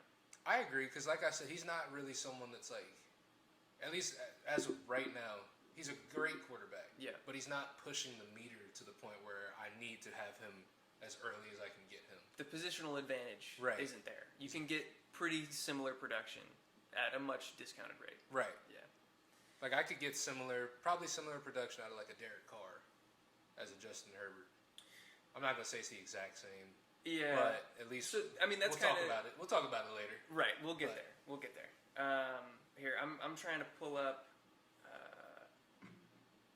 Where is it? I'm trying to pull up Austin Eckler's numbers because when we get to the running back group, he had just an astronomical jump in touchdowns. He went from below 5 touchdowns from a rushing perspective in every year of his career to putting up 12. Like, just a massive, massive jump. And 20 overall touchdowns. I just don't see that happening again. Obviously, I love Austin Eckler. He's going to be a threat in the receiving game. He's going to get his work on early downs. But I think they drafted Isaiah Spiller for a reason, and that's to spell Austin Eckler. I agree. I do. I agree to a point. Yeah. Because I think they trust Austin Eckler at this point. For sure. I think if he says he's good to go and he doesn't need that, they're probably going to listen. And he's one of the few players in the NFL that acknowledges fantasy football. He does, which is really cool. I appreciate that about him. Yeah, so he's one of those, like, I'm going to go out there. I'm going to get y'all as many points as I can. Yep. So it's just, if there's a lack of opportunity, it's going to be because the team says, look, we got to save you. We don't want anything happening to you. But in terms of just him as an athlete and him being able to do it, he can do it. He can handle it. He showed that last year. He proved it to everybody. But if it's anybody's guess, but if I had to decide, I'm still taking him in the first round. He's still going to be phenomenal for fantasy. He's going to put up numbers.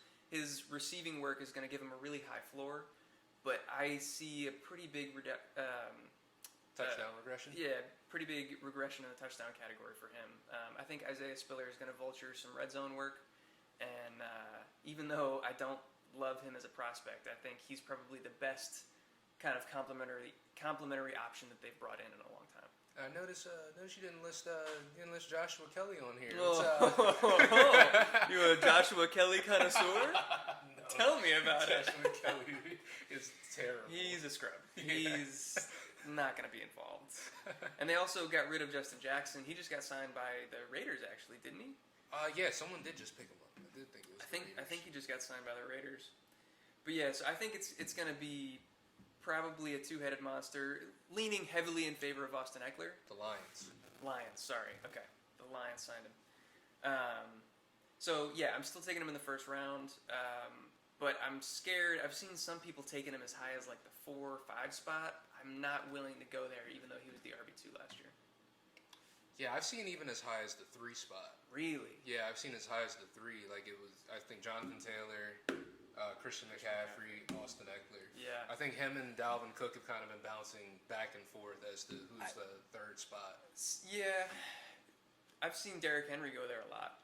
I've seen Derrick Henry in that 4 spot as well. But I think Dalvin Cook and Austin Eckler are a very fair argument. But for me, I'm probably going Christian McCaffrey, Jonathan Taylor, and then even though I love to go running back heavy early, Cooper Kupp and Justin Jefferson are probably my 3 and 4 there. Absolutely. And then it pushes some of those running backs a little bit further back into the first round. Yeah, I'm cool with that. That makes sense. So that's their running back landscape, and then we got Mike Williams, Keenan Allen, and potentially Josh Palmer emerging as the 3rd option there in LA. That guy. Do you think that Mike Williams has supplanted Keenan Allen as the de facto 1, or do you think Keenan's going to have a little bit of a bounce back and really kind of dominate that role? See, that's a great question. It's a tough one for me too. That's tough because Mike Williams has all the talent. He has everything. He lines up on the outside. Keenan Allen's more of a slot guy nowadays. Yeah, but still a very effective slot guy. Yeah, I think in terms of touchdown.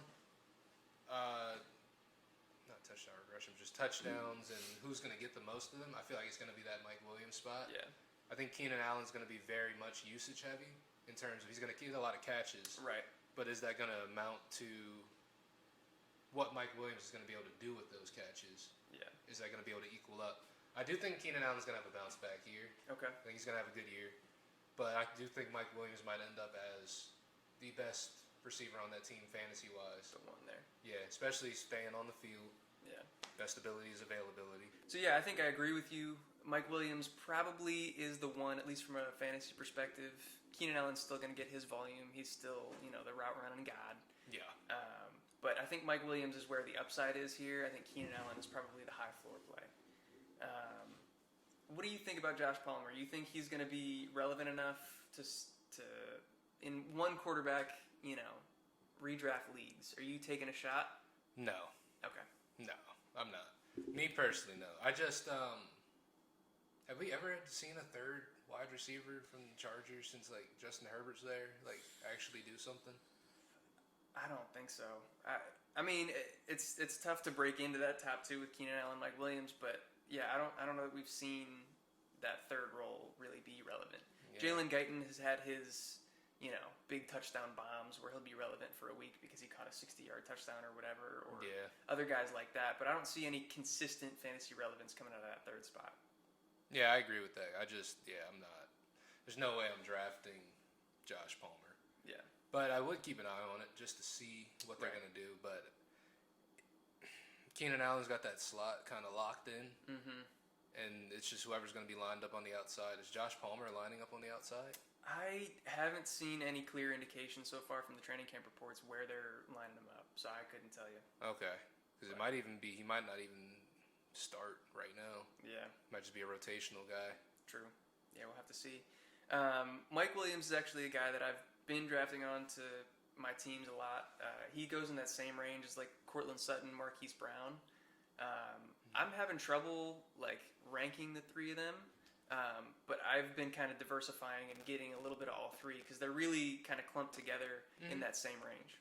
It's just whichever offense you trust the most. Yeah, I guess that's true. Or whichever player you trust the most. Marquise Brown, for me, he's not really a player I trust. I know the talent's there, right? But he had a lot of drops last year. That's fair. But that also doesn't really mean that much. Yeah. Drops aren't a super sticky stat as far as fantasy performance, but they're overblown for sure. But it is one of those. It's frustrating to watch because someone will be like, "Yo, you're wide open. Yeah, you're a wide receiver. That's true. Catch that." And then from the tight end position, they did bring in Gerald Everett, which I think is kind of interesting. You don't think it's interesting at all? I hate Gerald Everett. Tell me why. I even have him on my dynasty team too. Dude, send him my way. Do you want him, bro? We can set up a trade. All right, we'll talk about it. But he's one of those guys, he never really pushes the meter too much. When he plays well, he plays exceptionally well. Yeah. It's just a matter of, one, is he going to get the opportunity to? And two, is he going to actually do it? Because there's some games where, he'll get like 5 or 6 catches, 30 yards. Yeah. Wasn't really feeling it today. Right. So it's frustrating. He's frustrating as a player. Yeah. I kind of like Donald Parham a little bit more. Really? Yeah. Interesting. Okay. So I did like when he played last season, getting to watch a little bit. He definitely showed flashes. I like him as a talent. Mm-hmm. For me personally, I feel like bringing in Gerald Everett, knowing that you have Parham on the roster. It's smart. Well, it's smart from just an offensive outlook, but also like I think that's kind of an indictment on what they thought of Parham and whether they thought he could really take over that number 1 role. You know what I mean? That's true. But also, if you have the opportunity to, it's kind of one of those, why not? Just stack it up? Yeah. Yeah, fair enough. Because I don't think Donald Parham, it's not going to hurt his feelings that, they brought in another tight end, they don't like me. It's just, okay, cool. Take some of the pressure off him even. Yeah.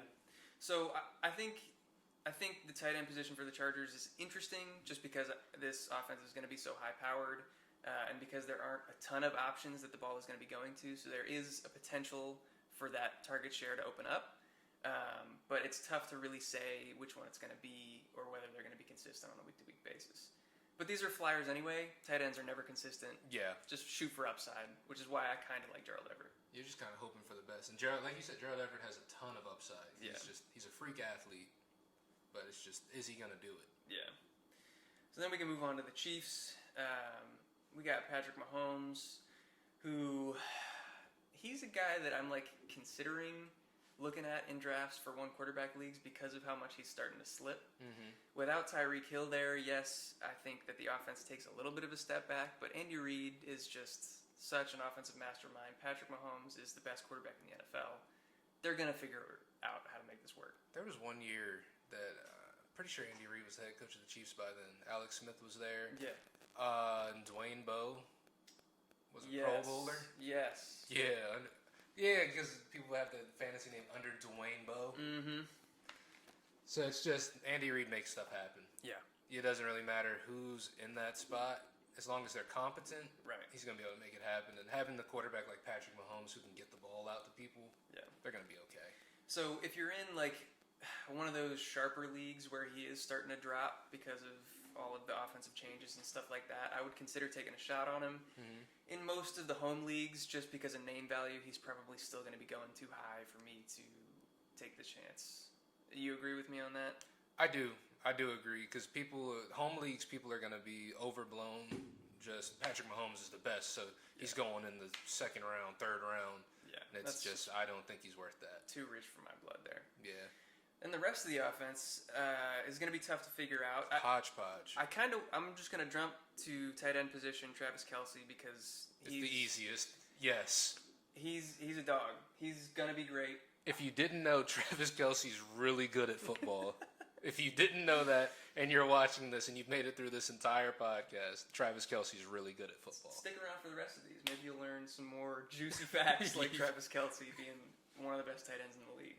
Yeah. He's actually a guy, again, we've talked about it a couple times. I'm big on being running back heavy, round 1, round 2, stacking them up. He's a guy that if I'm late in the first round, I love taking a shot on Travis Kelce. He's just going to be a target monster, even more so than in recent years. The positional advantage goes absolutely insane. For sure. It goes insane. Which is why I tend to stray away from first round receivers, because they don't typically have that crazy positional advantage. But Travis Kelce is just guaranteed for such a high floor and has the potential for a crazy ceiling in this offense for me. Yeah, he's gonna outscore the tight end you're playing against. Yeah, every week. Yeah. Every week. So I love him in the first round, at the back end of the first round. But then this is where it gets tough. Running back and wide receiver, we're kind of all over the place. What's your take on their running back room right now? I don't know what to say. Yeah. To be honest with you. Clyde, disappointing. For sure. Up until this point in his career. And there's going to be people out there, oh, well, he was fine. He did this. No, bro. I've watched the games. I've had him on my team last year. Yep. It was frustrating. Yep. It was frustrating. Ronald Jones, no better. Yeah. He's also a super frustrating running back. Jerick McKinnon, when they did play him last year, he showed some flashes, but are they going to have him start? Don't believe so. I don't think so. So it's just, we got 3 guys here. I'm not confident in a single one of them, and I don't know what capacity any of them are going to be used in. Yeah. So, just to try to give some actionable advice, Ronald Jones is a guy that I don't mind taking a shot on if he ends up falling to the 10th round or later. At that point, you're just making dart throws. Why not pick the Chiefs' offense when he could emerge as the one? Yeah. I don't have a lot of confidence that he is going to emerge as the one or that he's going to be effective as the one if he gets that opportunity. But it's just one of those things where I'll take the flyer if it comes to that. CEH, I'm not touching at all. No. I don't want any piece of him. Jerick McKinnon is old and has never stayed healthy other than really last season. I don't think he's going to be involved anyway. They just drafted the rookie Isaiah Pacheco, and they're talking about him getting reps with the first team too. Yeah, that's why I said it's just it's a cluster. I'm straying away. Yeah. I'm straying away from the situation as a whole for the most part. Like when we decided to do this podcast, that was my first real time actually looking at the Chiefs roster, and I was like, damn, this is not a scary roster at all. It's really not. It's Patrick Mahomes trying to make something happen. Yeah. With a bunch of people who are, I'm not going to say any of these guys are straight up scrubs, except for maybe Ronald Jones. But he's got to make something happen with all these people because none of these guys are world shattering. Right. Yeah. It's going to be tough to predict at almost all of their skill positions. At the wide receiver, they brought in Juju. They brought in MVS and gave him a decent amount of money. Mm-hmm. They drafted Sky Moore, who, as a prospect, I was actually pretty high on. I like him a lot. And they still have Mecole Hardman hanging around. I just can't possibly get behind any hype for him. Bro, it's this Nick Ercolano loves Mecole Hardman. Does he really? I think he does. I think he has a thing every year just about where he's like, Mecole Hardman, he's been there. He's been in the offense. He knows this and that. Whenever he's not playing with Tyreek Hill, the split looks like this. Like, I think he's not a big Mecole Hardman fan, but I don't think he strays away from that pick. I might have to fact check you on that. Yeah, let me know. Talking about my boy, Nick Ercolano. No, I love Nick Ercolano. Go follow BDGE. Great content over there, but my career as a fantasy football player took a step up after I started watching his stuff, which I hope people can say after they've been watching us too. I would hope so. Yeah. But I have heard from multiple different fantasy analysts and stuff like that, and people that I respect and trust. Like I don't know if you follow Evan Silva, Establish the Run, and like Adam Levitan and those guys. He was kind of talking up Mecole, saying that like it took Tyreek leaving for him to be able to emerge. Like that's the only role that he would be able to fill in is that Tyreek role. I can't put any stock in that. He's showed us what he is in the first 3 years of his career so far. Yeah, he's not like he's just a second year receiver at this point or a rookie or he's been here. He's been nothing every year. He hasn't done much. Yeah. Juju.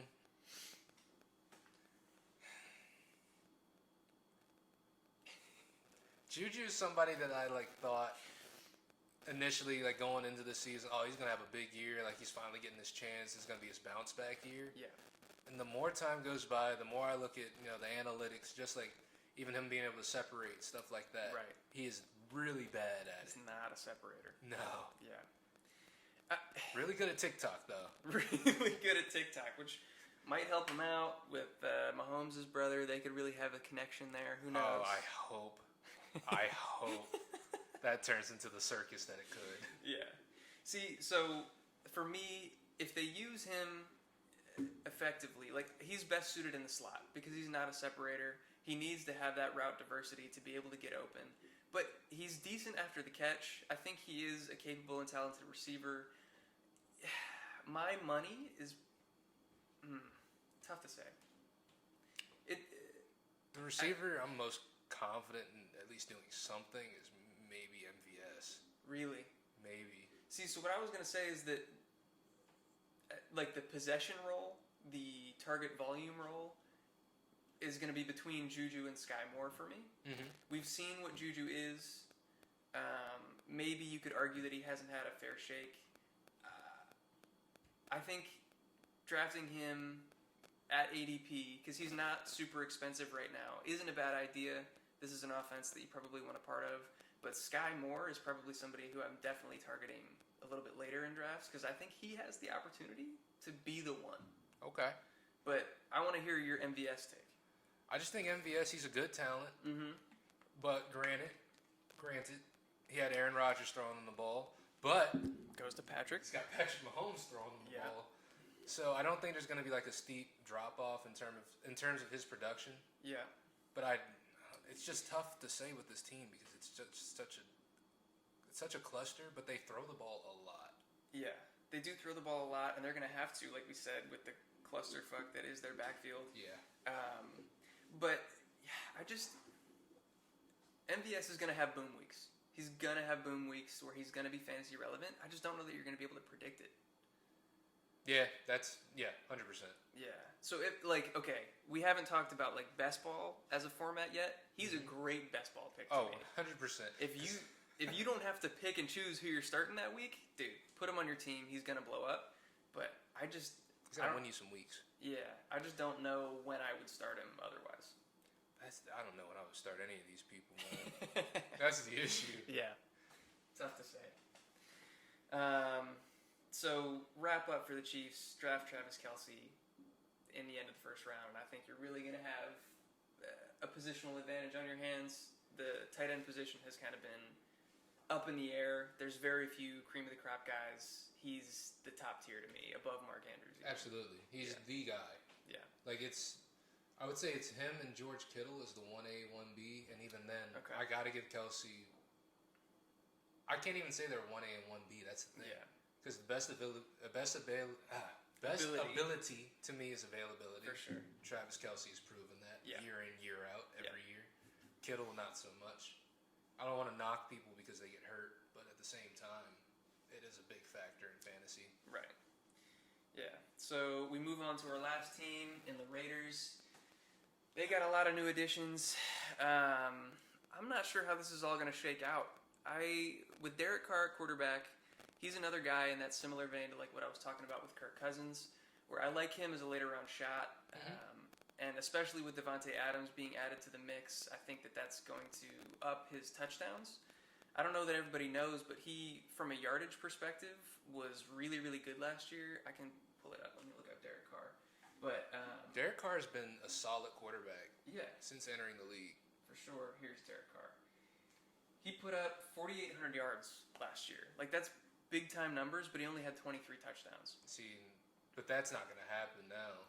I think he's going to be pushing around that 30 mark, which I think could vault him into fantasy relevance. Because with his yardage number and the lower touchdowns last year, he was still quarterback 14, kind of in that like barely viable weekly streamer category. I think he gets pushed up into that, lower tier weekly starter QB1 type area. Yeah, I agree. Because I know when I said earlier about Justin Herbert, you're like, oh, wait a minute. I can see it in your eyes. There's a separation there for me between those two, but he's definitely still. But you see the sentiment that I'm coming from, though. For sure. Because that was him putting up those numbers and all of that with the Raiders being the circus that they were last year. Right. He lost his number one receiver. Yep. Yeah, Jesus. Yeah. Darren Waller was out for a good amount of the season. A long time. And it was just, it was him, Hunter Renfrow, and Bryan Edwards making it happen. Yeah. So he's a guy that I like late in drafts, similar to what I was saying about Kirk Cousins. You can get him all the way down in the 9th, 10th. Sometimes, if you're lucky, even 11th round. In a single quarterback league, I love drafting a guy that I think could be a consistent weekly starter that late. So he's a guy that I'll be having on a lot of my teams. The running back position here, I'm curious to hear your thoughts with the new regime coming in. Mm-hmm. It's... From what I've heard and from just the opinions that I've been kind of developing recently, I think it's going to look a lot like New England. Josh McDaniels is going to come in here and it's going to be ugly. Yeah, it's looking like they're definitely not prioritizing Josh Jacobs. Yeah. They said that pretty early on by declining his player option. Yeah.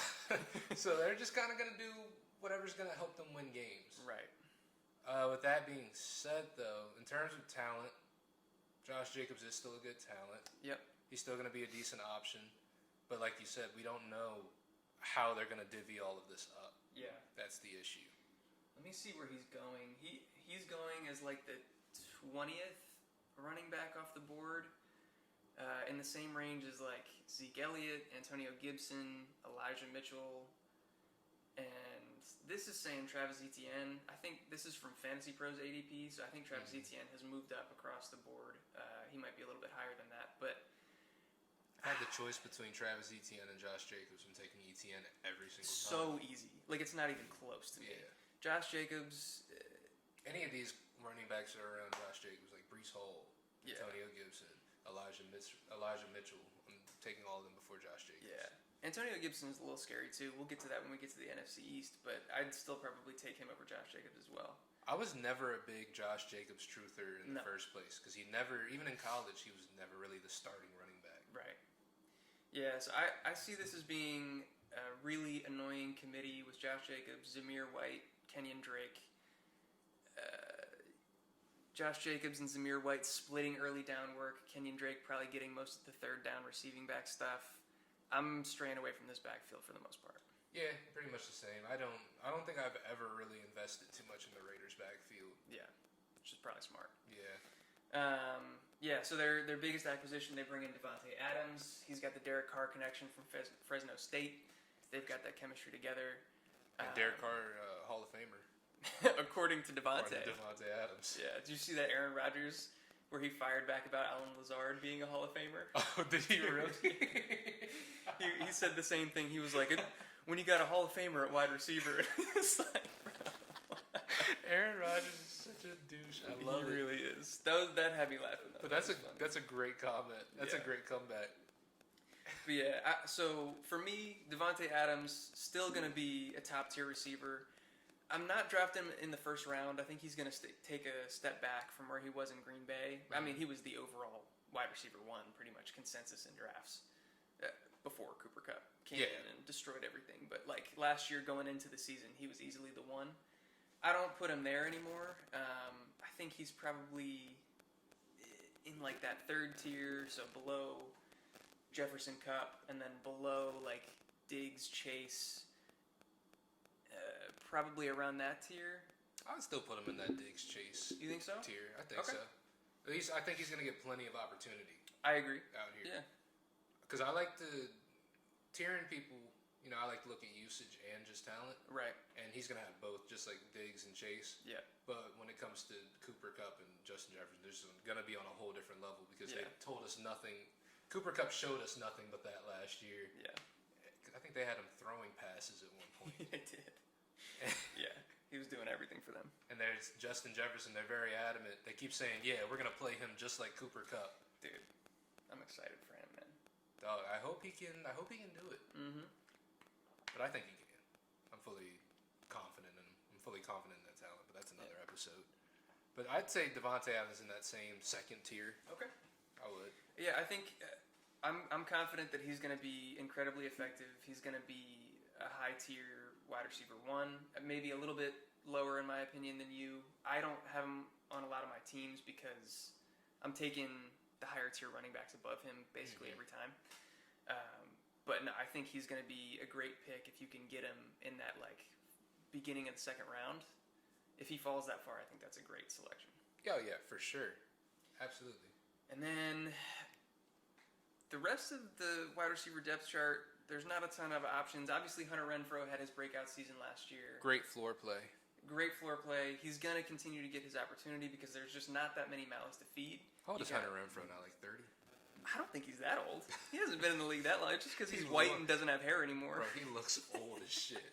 Yeah. But they got Devontae Adams, they got Hunter Renfrow, and they got Darren Waller. There's not much to spread out.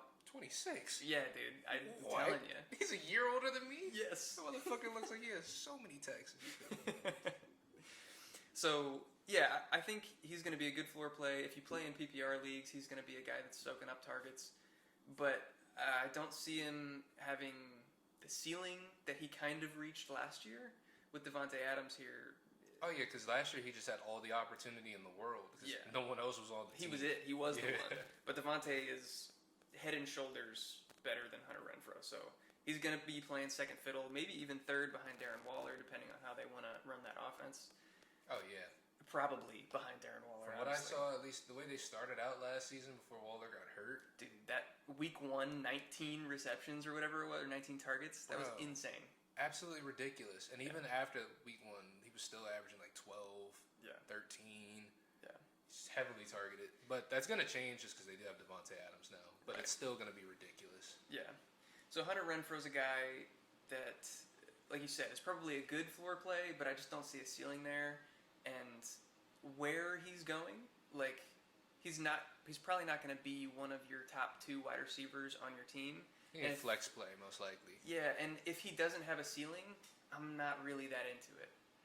Yeah, it's literally just somebody that you have on your team if you got a lot of bye weeks. Yeah. You need somebody out there who's going to put up 10 to 15 points for you. Yeah. Throw them out there. At least 10 to 15, like half PPR or PPR standard. It's not looking great. Not gonna happen. But, yeah, he's not exciting whatsoever. Yeah. And then the rest of that wide receiver depth chart, you got guys like Mac Hollins and Keelan Cole, all irrelevant. Keelan Cole hasn't proven anything to me. No. He's had so many opportunities. Back when he was on the Jags, he was the number 1 option. He didn't do anything with it. He wasted my time. I don't see them being any sort of fantasy relevant. Definitely not consistent by any means, but I figured I'd bring him up just because really the only 2 that matter are Devontae Adams and Hunter Renfrow. Mm-hmm. And then we get to Darren Waller. I think that this is an interesting discussion with Devontae coming in, the new coaching staff. How much is he going to be used? Is he still in that upper echelon of tight ends for you, or has he kind of fallen out of favor for you? So it depends on where you ranked him last year. What tier would you have said? He's like in that second tier of tight ends? So like last Mark year, Andrews and we were talking Travis Kelce. I guess Mark Andrews was kind of like the breakout. Mm-hmm. So he was probably a tier below Kelce, and then you had like Kittle. I would have put him with Andrews, Kittle, like Waller in that group. I would bump him down to tier for now. Okay.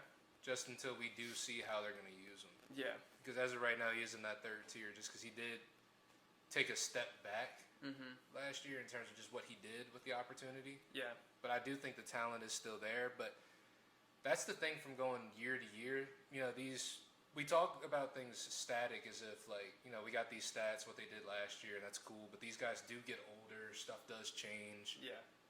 So I want to say the talent is still there, but it very well could not be. I'm not as worried. Like, obviously, Devontae's going to come in, and he's going to take up a huge part of the target share. And so I am worried about that because Darren Waller went from being the number 1 to not having that anymore. But I also just think that this offense is going to run a lot smoother. I think they're going to be in the red zone more often. They're going to have more scoring opportunities. And so I think that that's going to help, even if he's not the number 1 option anymore. I'm looking at guys, you know, in the same area. Like, I think him and George Kittle, from a fantasy perspective, are just about dead even for me. It's hard for me to choose between the 2.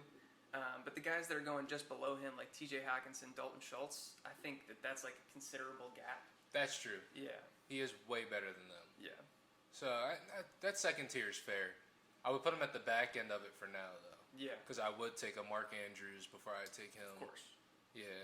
So yeah, Darren Waller, I think, is probably, like you said, kind of that back end of that first or second tier of tight ends, and definitely like the last of the high tier guys that I'm willing to take before you start getting into just a long list of guys that are all pretty similar. The people you're kind of taking shots on, like maybe they'll be good every week. Right, yeah. So he's the last of that top tier for me. So that'll wrap up our divisional episode. I'm super hyped to continue doing these. This was the first one, and I look forward to the future of these. Absolutely. Sure. This was the first one of the longer ones because, we're still figuring this out. Right. But, yeah, guys, subscribe. We got more of these coming. We're going to be consistent with this every week. I'm going to say that. We're going to be consistent every week. We're going to do it. This won't be the only drop for the week. We'll get more stuff out, especially when the season gets rolling, because then it'll just be really easy to. We'll be ripping through stuff. Absolutely. Yeah. So, yeah, subscribe. Leave a comment down below if you agreed or disagreed with any of our takes. End of the day, we want to build a community, so as much input as we can get, the better. Even if you could teach us something. Maybe I said something that just was ridiculous and you feel like you got a better take on it. Let us know. All right. Well, thanks for tuning in. We appreciate you, and we'll catch you in the next one. Peace.